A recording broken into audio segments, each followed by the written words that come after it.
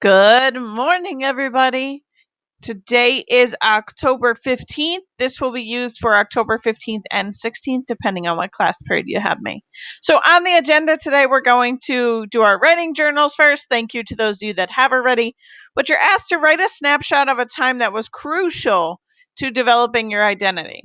So, what's something you went through, or somebody you met, or a hobby that you had that really was crucial to developing who you are today? After that, we're going to go into the mini lesson to review story elements, which is the purpose of this video. Then you're going to use the whole class text with Between the World and Me, pages 1 through 35.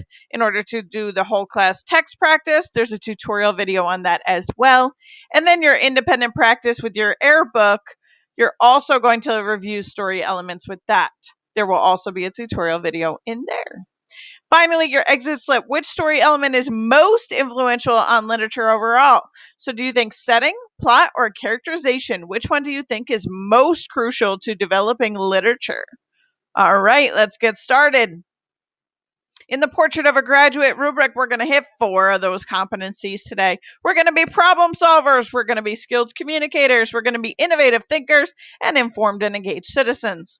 Our learning target for the day is that you can identify story elements, but more importantly, examine the relationship of 2 of them and come up with an argument, of course supported by evidence, as to which has a greater effect on the story overall for both Between the World and Me and your independent reading book. So just to clarify, you are going to have to identify story elements, that's characterization, plot, and setting that we've been dealing with, and then look at 2 of them and how they interact with one another in the text for both the class text and your independent reading book. All right, let's get started with the mini lesson. So, we're talking about plot, setting, and characterization. Remember, those are the 3 that we reviewed in terms of not only identifying, but again, examining in the sense of how do they relate to one another. So just a little refresher for today's mini lesson. Plot are the main events of a play, novel, movie, or similar work devised and presented by the writer as an interrelated sequence. It's what's happening in the story. It's the big events, right? When you're giving a summary, you're giving usually the plot points, the main things that happen in the story. Now let's move on to setting. The place or type of surroundings where something is positioned or where an event takes place. So this could be when something takes place, this could be where the story takes place, but the setting is really developed and built upon as we go throughout the story, right? So setting is the place or type of surroundings where something's happening. And finally, characterization. This is the creation or construction of a fictional character. Remember the Steele method, speech. What are they saying? How are they saying it? Thoughts. What's revealed through the character's private thoughts? Effect on others. How do other people feel about this character? What is this character doing to others that's affecting them as characters? Actions. What are they doing? How do they behave? And then looks. What do they look like? What do they dress like? How are they described in terms of their appearance? And how do you think that plays a role in terms of developing who they are as a character? Let's watch this quick video about how setting can affect characterization and plot. If you need this subtitled into another language, I'll put the link in the video in the assignment as well. Let's watch. Hey guys, this is Miss Arlequin, and in this lesson, we are going to talk about the way that setting can interact and affect the other elements of a narrative. All right, so when you're talking about setting, you're talking about where and when the story takes place. So if we think about the time period, would you expect a story that's set in the year 400 to be the same as a story that's set in the year 3400? Think about how these 2 narratives might be different from each other. All right, so once again, though, when we're talking about setting, setting can be the location. It could be where the story is taking place. It could also be the when, the time period that a story takes place in, or the time of day, the time of year. But setting can also include some deeper elements like environmental factors, both natural, so it can take into consideration even things such as weather, and also societal, so the type of society, the culture, the form of government that that particular setting is being ruled under. All of those things can impact where and when a story is taking place. Now, in real life, the setting is the time and place in which we live.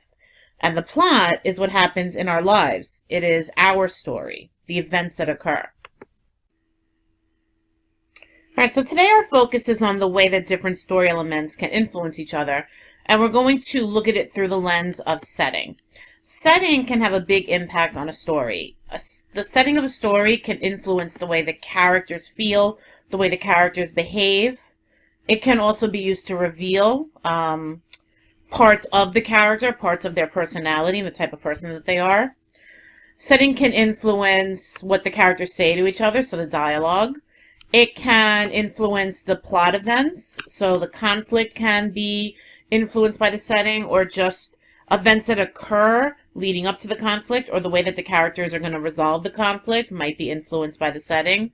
And then, of course, all of these elements can together work to develop the theme of the story. So the setting can influence what the exact theme is. All right, so now one interaction that can occur between the setting is the setting and the characters. Characters can be affected by the setting that they're in. This means that the character may act differently in different locations. Now, for example, I'm going to use myself as the example. I'm usually confident when I'm at school because I'm familiar with the school building and working here. But if I were to have to go to a new school and teach a class that are not my regular students, I would be really nervous and unsure of myself because I wasn't familiar with that setting. I wouldn't know where things are located. I might not know how to use their smartboard if it's a different smartboard than the one that I'm used to. So the change of setting affects the way that I'm going to behave and the way that I feel. Now, when we read scary Halloween stories that start with a dark and spooky night, often the characters are scared or frightened because of the setting that they're in. If you take those same characters and put them in a bright sunny day at a carnival, there's really no reason for them to be scared or frightened. Now, that can change based on plot events, but the setting in this particular instance is not adding to their fright. When a character is happy and they're in a place that they love, they're one person. But then when the character goes to a place that's stressful or causes them frustration, that character becomes a different individual in their thoughts and actions. So I'm going to use The Hunger Games as an example. Katniss Everdeen, the narrator and the main character, embodies this idea. When she's in the woods hunting with Gale, who is her closest friend, she's able to smile, to feel free. She's in a place that she's comfortable and that she loves. But when she's home, she's stressed out about taking care of her mom and her sister and everything that goes into running a household. So again, same character, different locations. She feels different. She behaves differently. Now, setting can also affect the events that occur in a story. In other words, the plot. For example, in the poem The Highwayman, the setting in stanza 4 specifically enables Tim, who is this crazy, ugly character who works for the young lady Bess's father. At the end, he takes care of the horses. He's in love with Bess. He's able to eavesdrop on Bess and the Highwayman because of the setting. The setting, in this case, is a dark, old inn yard. Because it's dark, the Highwayman and Bess aren't able to see him. If we were to change that setting to the opposite, make it the bright sunny day, he would not be able to eavesdrop. Because he is able to eavesdrop in the dark, this leads to the main conflict of the poem. He is then able to take the information that he hears and go to the soldiers, the redcoats, and tell them about the Highwayman. The soldiers then come to the inn, they tie Bess up, they're trying to use her as bait. This leads to the eventual death of both Bess and the Highwayman. And it all started because the setting enabled Tim to eavesdrop. So this is the inciting incident to everything else that happens in the plot.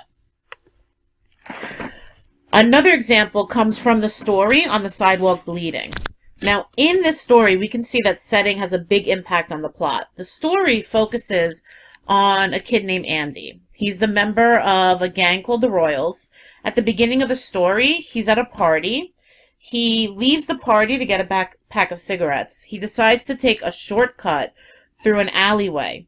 As he's going through that alleyway, members of a rival gang sneak up on him, and they end up getting into a fight. They take a knife, and they stab him. Now, the setting is vital here. If he had not gone into this isolated alley, then they wouldn't have been able to catch him off guard and they wouldn't have been able to stab him, which eventually leads to his death at the end of the story. So if he had just gone like the regular way where there were crowded people, or if he'd never left the party, if he was still at the party, which I'm sure was full of his fellow gang members, these rival gang members would not have been able to attack him. So this is a really big part of this story, the setting. In general, just remember that when you are looking to see how the setting is impacting the characters or impacting the plot, always try to use the what if strategy. The what if strategy is this really great thought process where you think about what if this hadn't happened, or what if we changed this part of the story. In this case, we're talking about setting. So what if we changed the setting? What if it wasn't in a dark alley? What if it was the opposite? What if it wasn't in a dark old inn yard? What would be the opposite? Bright sunny day? How does that change what happens? What if it wasn't in an alley? What if it was in a crowded street? How would that change what happens? And by using that thought process, you'll be able to analyze the impact setting has. And this should also, if you're writing about this topic, this should also be part of your explanation sentences. Once you give your evidence, and you're explaining how the setting is impacting the characters or how it's impacting the plot, make sure you talk a little bit about what if. What if you changed it? How would it all be different? All right, perfect. So I really love that video because I think it speaks volumes of how setting can affect characterization and plot.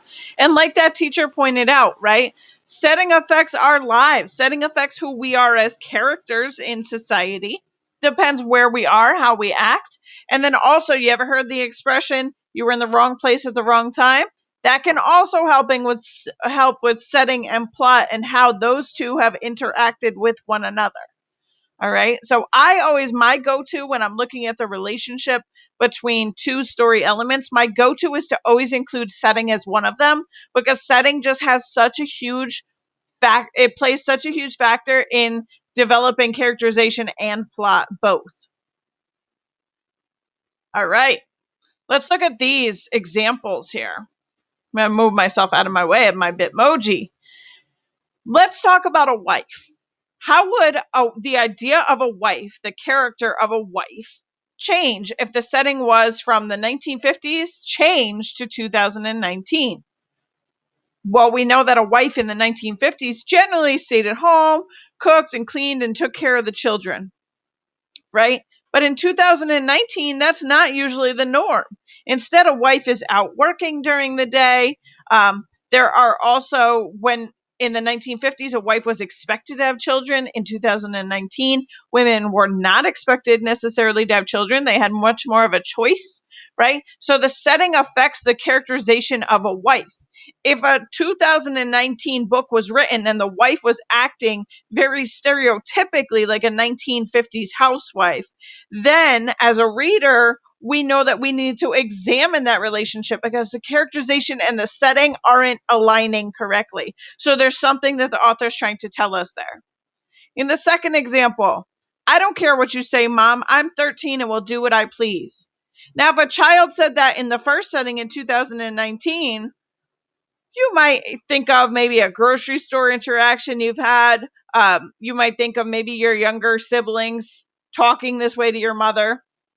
And possibly the parent's reaction might be, oh, honey, calm down, please. I don't think you should be upset like this.